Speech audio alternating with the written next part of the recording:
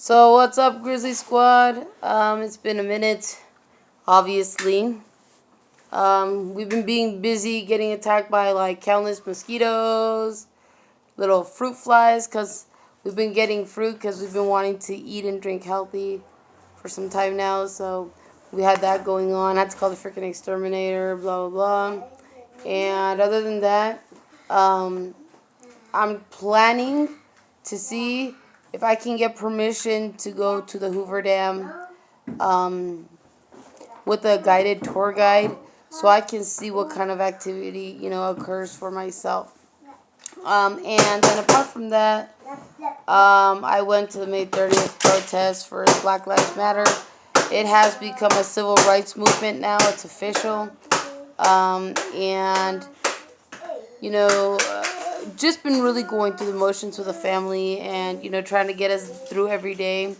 And obviously, with the C word 19, it's not, we're finally in this phase of like we're trying to move past it. But I just really feel like Governor Sisolak is buying time for money. You know what I mean? I don't know if that makes sense. I feel like he's being bribed almost to say the things that he's saying, and he's not legit looking out for the people of Nevada.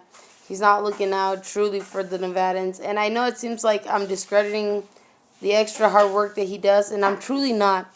I'm merely saying when it comes to this specific topic, I really can say heartfeltly, I don't feel like he's helping the people of Las Vegas. I feel like he's trying to set us back. And I also got to add that a lot of people are saying that, oh my God, there's a surge in COVID-19, C-word 19 deaths.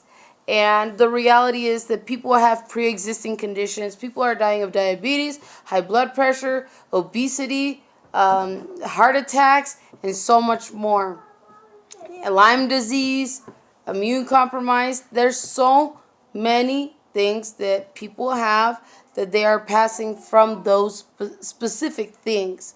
It's not the C word 19 because that was a hoax, And the next thing is like, well, how would you know? Because I had somebody in my family who is old, and give me a break. My mom is 64 years old. My dad is 69.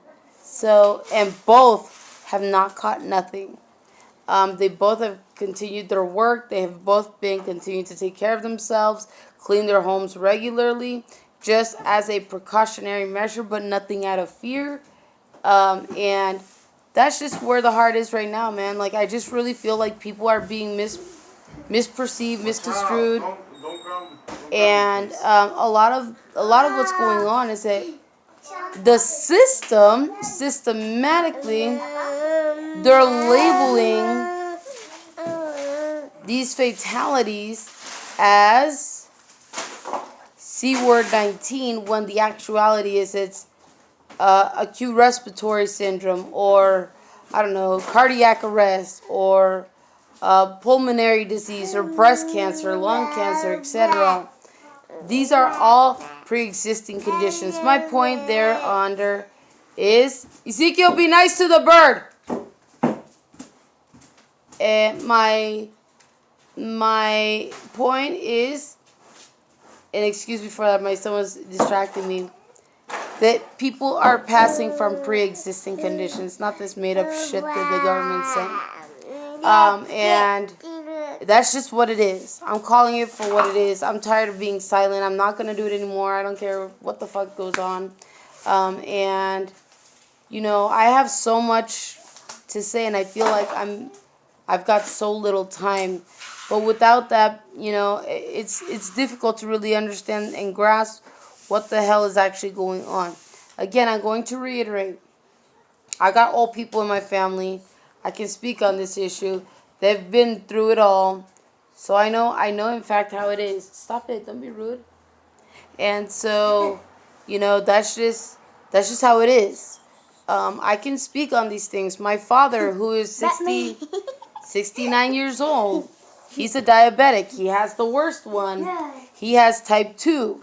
Okay, it's not something that, either one of us are too thrilled about. We're getting through it as things progress, things go on. And the more and more time goes by, it just seems like it was a really shitty, half-ass political stunt. And excuse me for calling it for what it is, for those of you who are hypersensitive and whatever else, but I gotta keep shit real. That's who I am. I have always, from my inception, make him a positive about, because now he's getting all fudgy.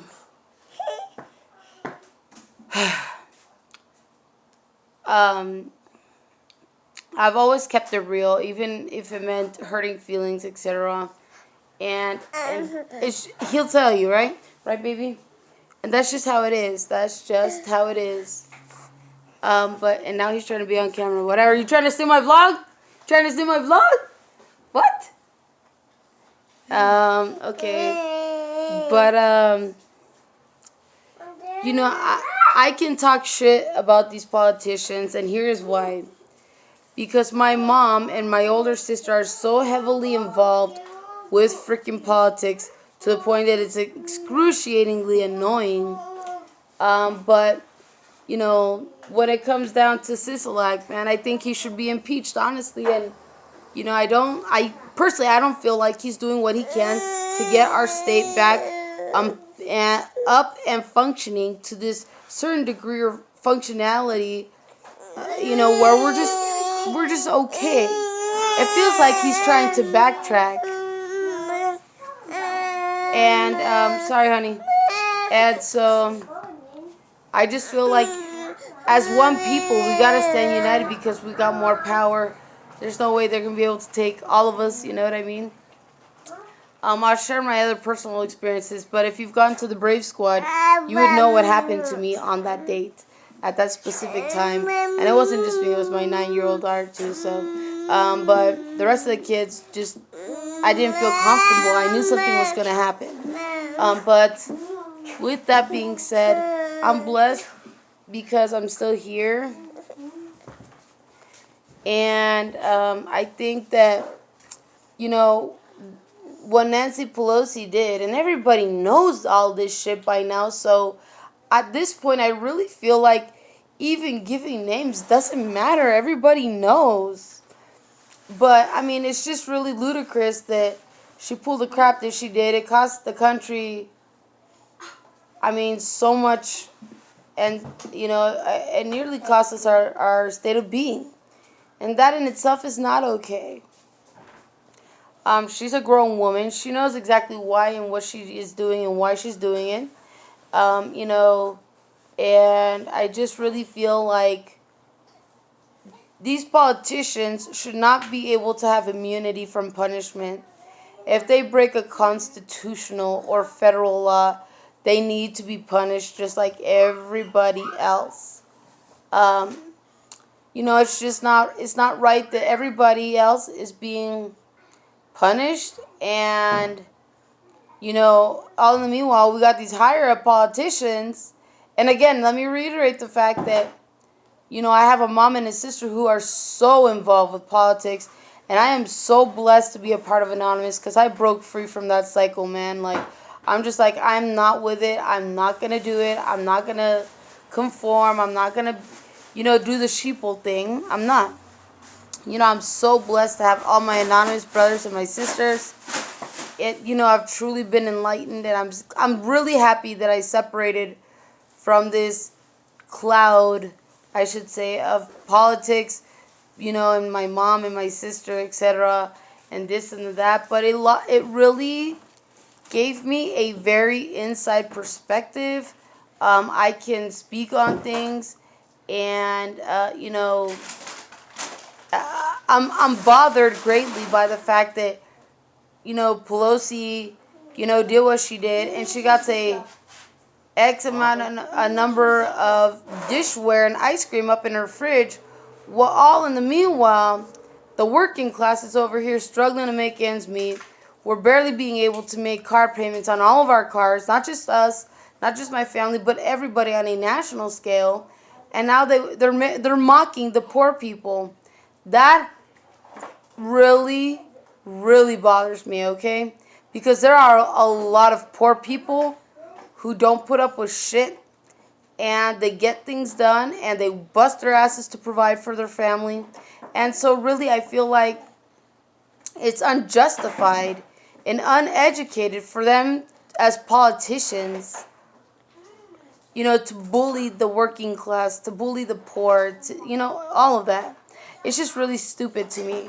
And I hope that one day it's not like that. I don't like the shit that's being said. But I had to get that off my chest. I think it's so childish and so stupid that, a grown woman would feel the need to do what she's doing. By the way, if I catch you again, you'll be grounded. And, it just is what it is. And, Senator Harry Reid was a phenomenal guy. He busted his ass for the state of Nevada. And I can vouch for him. And it's kind of sad, what happened and things like that. But, I mean, it is what it is. And now he's gone on to be the Senate Majority Leader. He's still doing great things. He also has a lot of information that, it's not public information. It's the very select and the very few. You got to really have a foot in the door to be able to even get really a hold of that. And, I don't know. That's just what it is. And my sister was an intern for him for years until she met her husband, and then they built their life, and then there went that story. But, it just is what it is. And I'm blessed because I didn't choose that path of corruption. I didn't choose the path of lies. I didn't choose the path of politics because I knew that all of that didn't define me. You know what I mean? It just didn't define me. It didn't define who I am, who I wanted to be, or where I wanted to be in life. I knew I had a sense of direction from the get-go, and doing all that just wasn't it. But I love my anonymous family. I'm happy that you guys are a part of my life. And, I let the whole politics and the corruption and the lies and the deceit of the people go years ago. And honestly, I think that is the best decision I have ever made for myself. Ever since I did that, I just find myself becoming more and more knowledgeable, about the cover-ups and things that they're doing systematically. It's insane the stuff that I've learned. But I'm happy because I didn't do the politics, because I didn't fall for the trap, you know what I mean? But anyways, y'all, I gotta help the kiddos out. Thank you, Grizzly Squad, for all of your support, all of your dedication. And I just ask that you continue, and I don't know, perhaps even send my video to somebody else and see if they'll subscribe. And let's get it done. Let's get things done, guys. I have a couple of things that I'm going to recommend, but I am waiting to do a separate vlog for that. But until then, I love you guys, and thank you, Grizzly Squad. Have a beautiful weekend. Bye-bye.